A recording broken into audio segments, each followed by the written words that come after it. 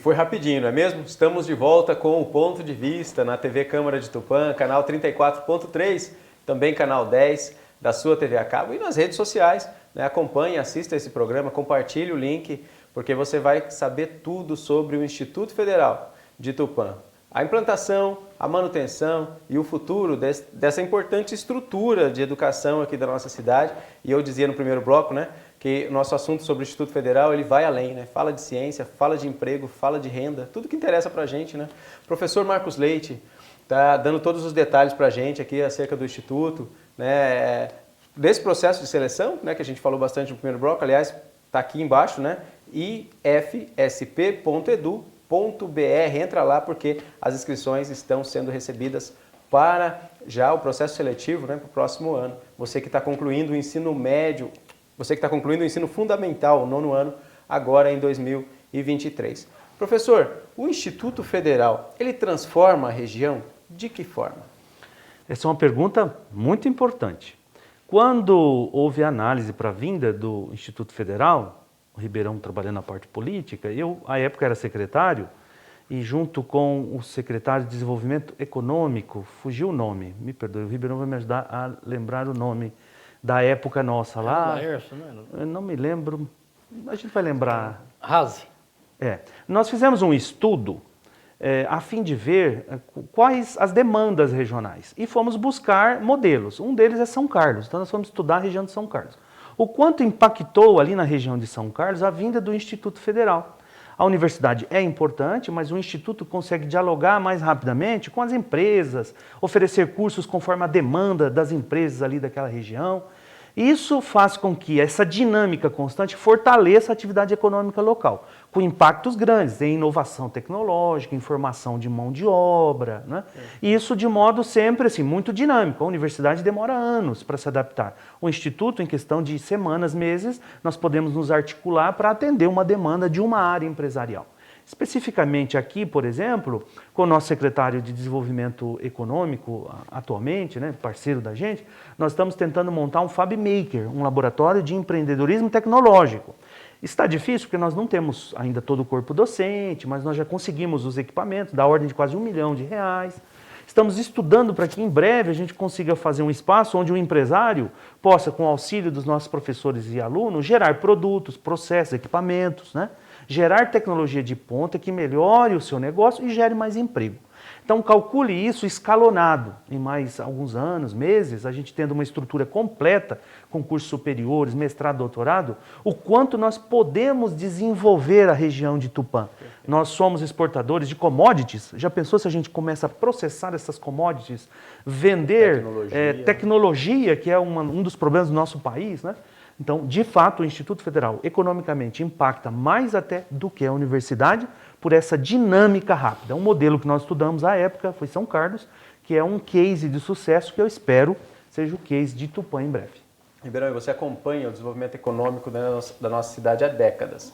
O governo do estado tem, né, sua contribuição com o ensino tecnológico também, o Centro Paula Souza, mas essa ação do governo federal, esse formato, né, de ensino integrado ao trabalho, realmente é fantástico, né? Como é que você descobriu que isso poderia estar aqui e como é que foi essa articulação? Bem, na verdade, nós sabemos que a educação e a formação profissional é que faz o país andar.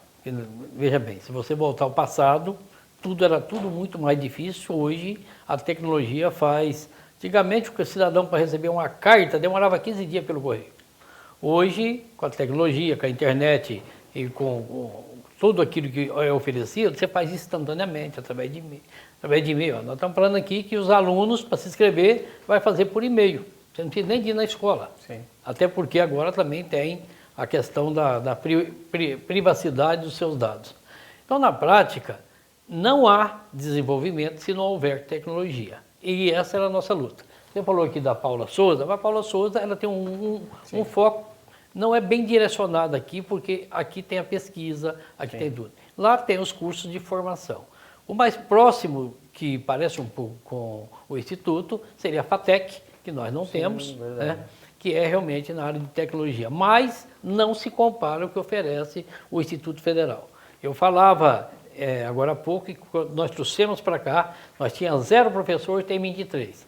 Virando faculdade é 40, no mínimo, ou 70.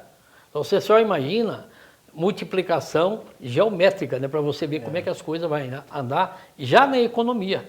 É mais gente morando, é mais gente gastando, é mais alunos estudando, é alunos de fora que vêm para Tupã. E nós, você vê, uma cidade não cresce sem haver grandes faculdades ou grandes faculdades em tecnologia, que é o caso do Instituto. Porque as famílias acabam vindo estudar e acabam muitas delas conhecendo o potencial, fazendo negócio, fazendo investimento, e dessa forma, é só para comparar. Marília saiu na frente de nós em todos os níveis universitários, inclusive levou de Tupã uma faculdade que tínhamos aqui, que na época foi muito ruim, agora foi bom, porque lá está abrigado o Instituto Federal. Veja que Marília tem 93 anos e Tupã também. Olha a diferença que está as duas cidades em termos de população, de arrecadação, de industrialização. Então é preciso que a gente, quando eu digo a gente, você tupanense, acreditar. Nós temos aqui, conforme bem disse o professor Marcos Leite, não adianta você ficar reclamando, tem que procurar alternativa. O Instituto Federal está aberto aos empresários para ajudar a desenvolver aquilo que eles precisam lá dentro. E montar cursos rápidos, para preparar os seus funcionários. Vai trabalhar na área de robótica, enfim, tem um monte de coisa que o Instituto Federal foi feito para gerar tecnologia, para gerar emprego, para gerar desenvolvimento, para gerar arrecadação. E hoje nós temos o privilégio de ter. Então, o empresário tem que acreditar, tem que se aproximar, e essa forma é a mais importante que tem. Você, após estudar e ter tecnologia, o seu negócio melhora. E a função do Instituto Federal é essa daí.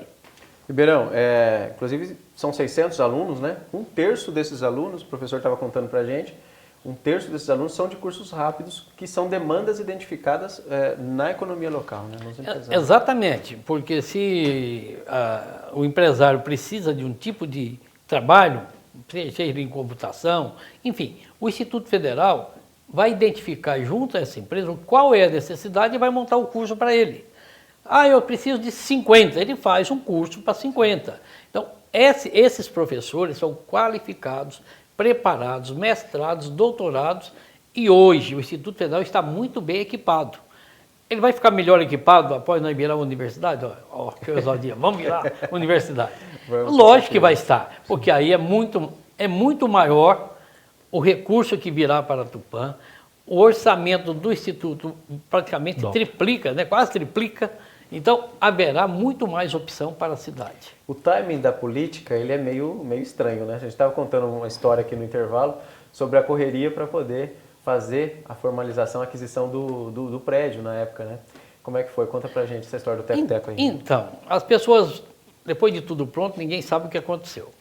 Mas eu me recordo, o ex-prefeito Manuel Gaspar, ele não estaria aqui quando veio a primeira vistoria, que inclusive à época era o Silmário, ele não era o reitor, ele era o pró-reitor.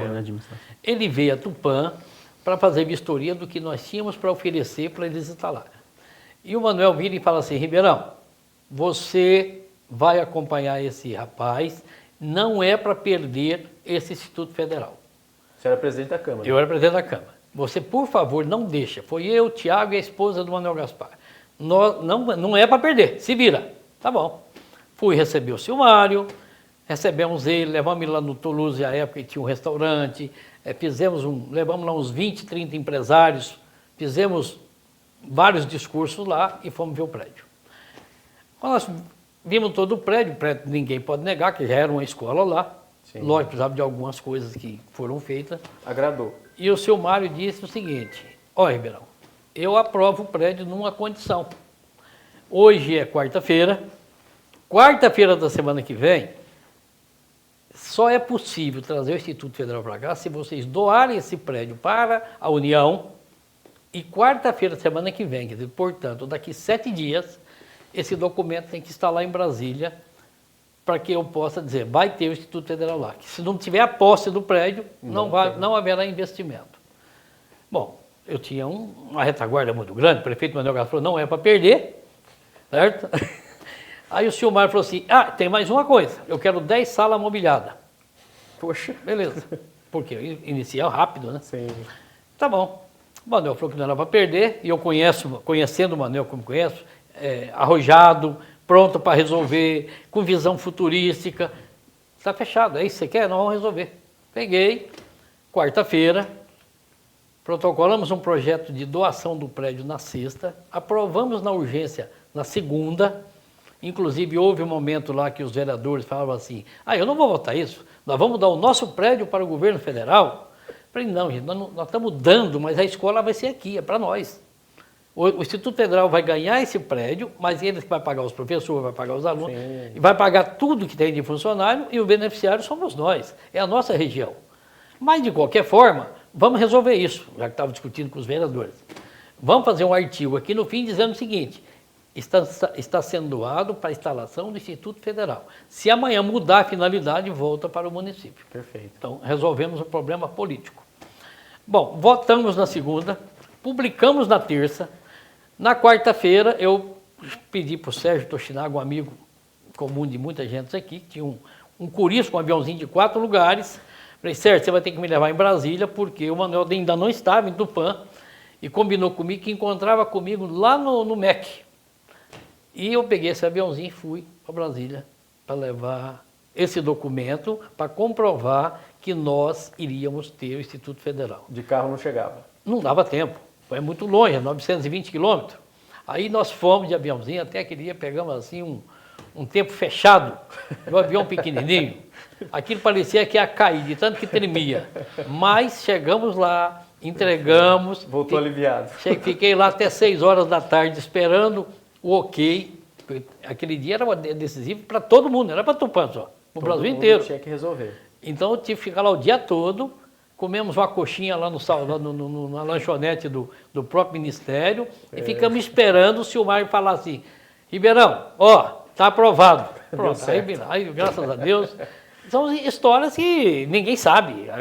O Silmar lembra sempre disso. Ele fala, rapaz, você correu, hein? Mas foi uma coisa assim impressionante e está aí o resultado. Não quer coisa melhor do que isso? Quer dizer, eu fiz nada mais do que minha obrigação. A gente conta isso como uma curiosidade, mas o Instituto Federal está aí e agora nós estamos brigando pela segunda fase, é virar universidade e vai virar. Muito bom, Ribeirão, bacana. É a história das coisas, né? Professor, a questão do Brasil, vamos falar um pouquinho de macro, né, economia, um pouquinho de contexto político-econômico. O Brasil está discutindo muito como sair desse processo de desindustrialização. Infelizmente, não está fácil, né? O Brasil, nos últimos anos, aí, se a gente pegar até 2 décadas, né, nós temos aí alguns motivos para preocupação, né? Perdas de indústrias, realmente, até especulações aí com os recursos, para algumas pessoas é mais viável do que montar uma empresa. Então, a desindustrialização é uma realidade. Como que a gente pode sair disso? Em que contexto, de que forma o Instituto Federal entra para tentar contribuir para o país avançar nessa parte e a gente virar essa página? O nosso ministro vice-presidente Alckmin tem estado à frente dessas discussões. O Ministério da Educação está somando-se a esse processo, né, que era um processo de campanha do governo atual e que está se consolidando em algumas ações concretas. Recentemente foi anunciado o PAC 3, e nesse PAC 3, especificamente pensando a rede federal, está destinado um certo valor financeiro para a expansão e fortalecimento da rede, justamente nessa direção. Então o governo discute em que molde a gente precisa agir, por exemplo, se discute que talvez a gente tenha que ter mais cursos tecnológicos e menos engenharias. Há uma discussão interna para ver como se alinhar a essa reindustrialização rápida que o Brasil precisa ter. E precisa ter para ser competitivo, né? Se a gente pensar nos países com os quais concorremos, é um mundo, não dá só para exportar commodities, até porque a exportação de commodities não gera tanto emprego. O processo de desindustrialização foi gerando perda de mão de obra, desemprego, e a gente precisa retomar isso. Importa muita tecnologia, né, professor? Sem dúvida nenhuma. E para garantir essa empregabilidade, portanto, encaminhar para empresas que estejam no caminho da reindustrialização, nós precisamos formar bem essa mão de obra. Eu me lembro que meus tios que foram trabalhar no ABC, nas montadoras, eles tinham o 4º ano primário, como eles diziam. Eram mal formados e conseguiam executar uma operação. Nos dias de hoje não é possível. Os modelos são celulares, assim, celulares no sentido de célula, né? Sim. Então você precisa ter um conhecimento abrangente, articulação, conhecimento técnico. Então é fundamental formar a população brasileira. Nós temos uma geração chamada neném, que nem vai para a universidade nem consegue emprego. Nós temos um papel decisivo, os estados têm, a União tem, no sentido de formar esta mão de obra qualificada do ponto de vista cidadã, mas também do ponto de vista técnico, senão a industrialização vai barrar na formação da mão de obra. Outros setores talvez não nos caiba a discussão, são mais técnicos, mas na área da formação, o papel da rede federal, sem dúvida nenhuma, está em preparar a mão de obra necessária para esse processo tecnológico, na indústria 4.0, de reindustrialização. As pessoas antenadas no mundo digital, tecnologicamente preparados para seus empregos. Então, acho que nós temos um papel muito grande, por isso o governo já pensa em retomar essa expansão, que o Ribeirão comentou há pouco, né, até aumentar o número. O presidente propôs que chegássemos a 1.000 no prazo de 4 anos, hoje somos 700 unidades no país. Né? É um projeto... Sem avançados, né? No estado de São Paulo nós somos 43 unidades, 43. Avançados 5, né? Okay. E 120 no país inteiro. Então, desses 120, pelo menos 30 em condições é que vão dar este salto na direção da reindustrialização. Portanto, os cursos que nós teremos serão decididos em audiência pública, se formos promovidos a esse novo status, justamente pensando qual é o melhor caminho para reindustrializar o país. Perfeito. Falou das commodities, né, professor? E o Ribeirão hoje tem, né, uma presença muito grande aí, inclusive na Secretaria de Desenvolvimento Econômico, né? É um pauteiro, né? É um vereador que levanta pautas aí nessa área. Ribeirão, como que faz essa conversa para quebrar, às vezes, até alguma resistência eventual e fazer o empresariado enxergar todo esse potencial do Instituto? Não, eu vejo que os empreendedores do Brasil eles já estão mais ou menos ligando que precisa dessa qualificação. Porque não adianta mais o agronegócio só da porteira para dentro. Aliás, só da porteira para fora, precisa de entrar para dentro. Sim. Por exemplo, hoje nós temos aqui exemplos em Tupã, que antigamente vendia só amendoim com casca, hoje já vende até sem a pele, produzido em Tupã. Isso tudo é tecnologia e em todos os segmentos. Hoje, por exemplo, o cara planta mandioca para comer, agora já vende a fécula. A fécula é vendida para usar em construção, é usado em tecido, é usado num monte de outras coisas. Isso tudo daí, os empresários, hoje o mundo está globalizado. Então, o empresário daqui, ele sabe as demandas que precisa. E, acima de tudo, aqueles que, com pequenas exceções, a maioria sabe que precisa da tecnologia. Se não houver tecnologia, não haverá competitividade. Então, como é que vai competir no mundo se você não está dentro da tecnologia? Difícil. Você, antigamente, fazia farinha moendo na mão, torrando no tacho. Hoje é tudo industrializado. Então, essa tecnologia, para quem está no mercado hoje, por exemplo, meu exemplo claro, antigamente só vendia leite e manteiga. Agora o soro se faz iogurte. Quer dizer, tem que aproveitar toda a cadeia. E nós somos um país que hoje, o agronegócio é um grande negócio, mas ele será muito maior na hora que começar a fazer essa diferença. Hoje, por exemplo, está na hora de nós temos aqui em Acri uma empresa que vende ovos líquido, certo? Ele vende gema numa caixa que nem leite e vende clara na outra caixa. Nós temos lá em Sorocaba uma indústria que vende ovo em pó. Quer dizer, tudo isso é para abranger o mundo, porque o ovo tem prazo de validade. Então você tem que estar atento a essas coisas para você estar no mercado. Então, o empreendedor brasileiro não está muito diferente do que está lá fora. O que está diferente aqui é que é oferecido muito pouco para eles.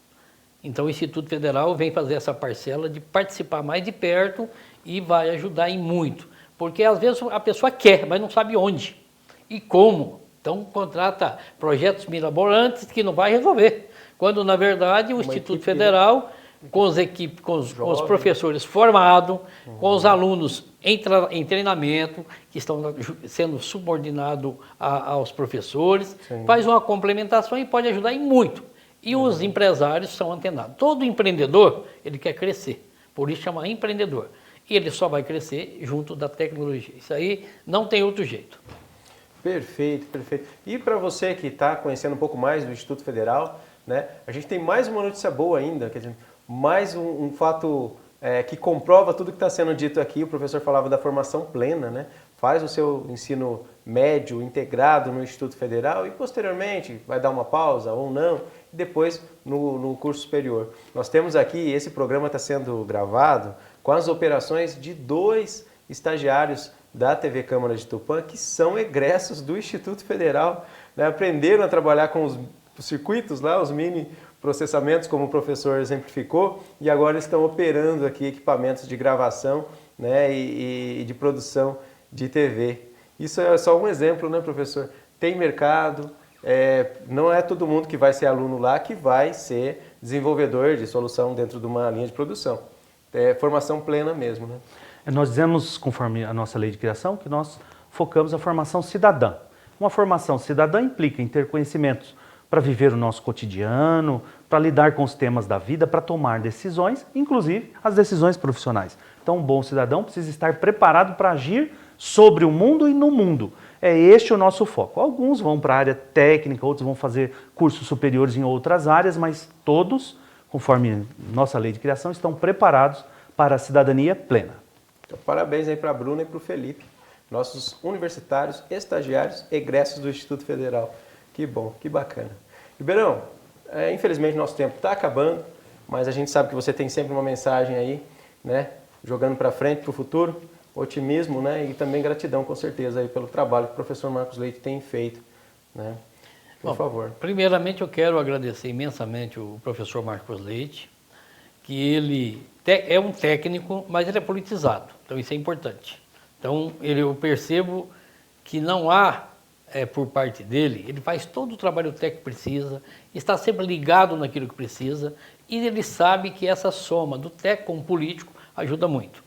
Há setores da economia e até da área pública que as coisas não andam por conta da competição. O técnico não aceita o político não aceita o técnico. E nós, nesse mundo, nesse país, não há como viver sem a política, mas também não há como viver sem um técnico. Então, nós fazemos um trabalho em conjunto, a gente troca ideia permanentemente. Quando tem algo de interesse técnico, eu pergunto para ele. Quando tem algo de interesse político, ele pergunta para mim. E a gente continua fazendo um trabalho para crescimento de Tupã. Então, quero parabenizar por essa desenvoltura que você tem feito e lutado por Tupã. Nós que viemos de outra cidade, não somos tupaenses, mas adotamos essa cidade como nossa e tratamos ela como nossa de verdade. Então, eu quero te parabenizar. Agradecer ao Silmário, foi o primeiro que veio a Tupã para fiscalizar aqui se nós poderíamos ter ou não o Instituto Federal, que sempre me atendeu da melhor forma possível, seja aqui em Brasília ou São Paulo, que eu estou sempre em contato com ele. Inclusive, eu e o Marco Leite já estivemos juntos em algumas reuniões, que foi uma pessoa formidável e que realmente fez muito por Tupã e merece o nosso agradecimento. Lembrar que o Arlindo Chinaga nos ajudou muito e precisa ajudar mais. Eu tenho um bom relacionamento. Odeio a ele com o apoio dos demais vereadores do Título Cidadão Tupaense por essa ação e você vai nos ajudar muito ainda e eu quero lhe agradecer também. E lembrar do meu amigo, meu grande parceiro na política, Manuel Gaspar. Está fazendo muita falta para Tupã e essa decisão que nós estamos discutindo aqui hoje teve muito da sua participação. Então era isso que eu queria deixar de mensagem para a população e lembrar que juntos nós conseguimos fazer muito mais, mas é preciso ter conhecimento técnico. E aí está o motivo principal dessa entrevista. Instituto Federal é o maior parceiro que nós temos hoje em tecnologia em Tupã. Perfeito. Professor, volta mais vezes. Vamos falar, né, de aspectos aí de economia, de emprego, né, áreas que são tão importantes, de educação, vários debates a gente pode trazer aqui para o estúdio. Seja muito bem-vindo à TV Câmara de Tupã sempre, professor. Eu agradeço o espaço, insisto então no convite, entre em contato conosco, entre no site, faça a inscrição, não deixe para a última hora que costuma dar problema no sistema, então já antecipe a inscrição do seu filho, ifsp.edu.br, ligue para a gente, 3404-3551, ou passe lá, fale comigo ou com a minha equipe, para fazer a inscrição adequadamente, aprova e vir estudar conosco. Muito bem, e nossa gratidão especial a você que acompanhou esta edição do programa Ponto de Vista, sempre trazendo temas pertinentes, temas relevantes, né, sobre a nossa cidade, temas que mexem com a sua vida, que impactam na sua vida. Continue com a gente, continue na programação da TV Câmara de Tupã, canal 34.3 e também canal 10 na sua TV a cabo. Nos acompanhe também nas redes sociais, Facebook e no Instagram. Deus abençoe. Até a próxima.